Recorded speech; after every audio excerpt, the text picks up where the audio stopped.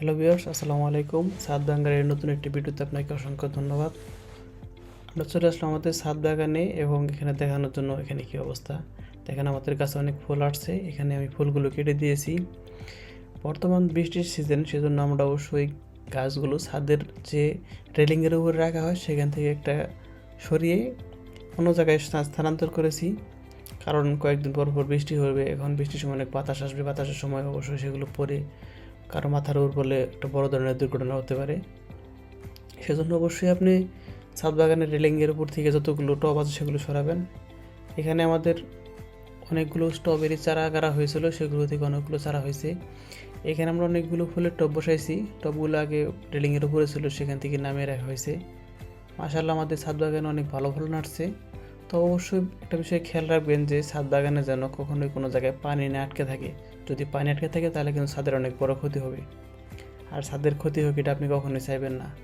কারণ ছাদ বাগান করেন শখের বশে, কিন্তু পানি আটকে থাকলে সেখান থেকে মশা বা বিভিন্ন পোকামাকড় জন্ম নিতে পারে, সেগুলো আপনার সমস্যা সৃষ্টি করবে।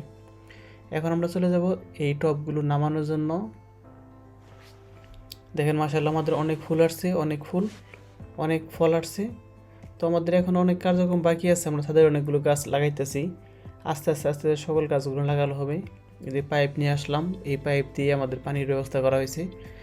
এমনি মোটর করা হয়েছিল, কিন্তু মোটরের স্পিড খুব একটা বেশি ছিল না, সেজন্য আমরা আলাদা একটা মোটর লাগানো হয়েছে।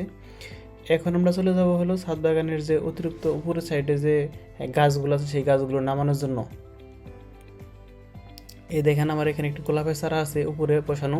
আমরা এখন সেই গোলাপের চারাটি নিচে নামিয়ে দেবো, কারণ যদি কোনো দুর্ঘটনাবশত এগুলা উপর থেকে পড়ে যায় সেক্ষেত্রে বড় ধরনের একটা দুর্ঘটনা করতে পারে, কারণ নিচে মানুষজন চলাফেরা করে, বুঝতেই পারছেন বিষয়টা। এখানে চারাটা নিচে নামিয়ে রাখলাম। আমরা চারার নিচে একটা করে এই ওয়ান টাইম প্লেটগুলো দিয়ে রাখি, কারণ ওয়ান টাইম প্লেট দিলে ছাদের উপরে পানি জমে থাকে না, প্লাস টবগুলো ভালোভাবে পানি ধরে রাখতে পারে। এখন এই যে ফুল গাছটি নামিয়ে দিচ্ছি আমরা। আপনারা এভাবে নামিয়ে দিবেন, কারণ উপরে গাছ রাখলে পারে সেগুলা দুর্ঘটনা বড় কারণ হতে পারে। কারণ এগুলো নিয়ে আপনি এত বড় বিপদে পড়বেন, দেখবেন যে তখন ওই যে একটা কথাই আছে না যে লাখ টাকার বাগান খায় 1 টাকার ছাগলে, সেরকম হবে আর কি। আপনার বাগানের একটা গাছ পরে একটা মানুষ মারা গেছে, তখন দেখবেন আপনার পুরো বাগানটাই নষ্ট। আমরা এখানে যতগুলো গাছ আছে সবগুলো গাছই নামিয়ে দেবো আস্তে আস্তে। যেখানে দেখেন আমি অলরেডি নামিয়ে রাখছি। এখন যেগুলো ভারী ছিল সেগুলো আসলে এভাবে নামানো হয়নি, সেগুলো যে বড় ভাই আছে সে নামাইতেছে আর কি। আমার বড় ভাই সম্পূর্ণ সব দেখাশোনা করে অল টাইম। এখানে নামিয়ে যেখানে ফাঁকা আছে সেখানে রাখা হচ্ছে। অবশ্যই চারাগুলো বসানোর সময় একটা বিষয় খেয়াল রাখবেন, একটা চারার থেকে অন্য একটি চারার ভিতরে যেন অনেকটি দূরত্ব থাকে। যদি অতিরিক্ত কাছাকাছি থাকে সেখানে অনেক পোকামাকড় বাসা বাঁধবে, যেমন পিঁপড়া হতে পারে, পিঁপড়া বাসা হতে পারে। সেজন্য অবশ্যই ছাদ বাগানে যে টবগুলো আছে টবের মাঝখানে অবশ্যই একটু ফাঁকা রাখবেন। ফাঁকা না রাখলে বাতাস চলাচল করতে পারে না, এখন আপনার গাছগুলো নষ্ট হবে। আর বৃষ্টির সিজন আসতেছে, সেজন্য ওই যে গাছগুলো দেখেন অলরেডি দেখেন গাছগুলো আলো জালো হয়ে গেছে। আপনি কোনো কিছু দিয়ে আটকে দিয়ে সেগুলো বেঁধে দিবেন, নাহলে বৃষ্টির পানি পরে দেখা যাবে যে আপনার শখের গাছগুলো নষ্ট হয়ে গেছে বা মাটিতে পড়ে গেছে।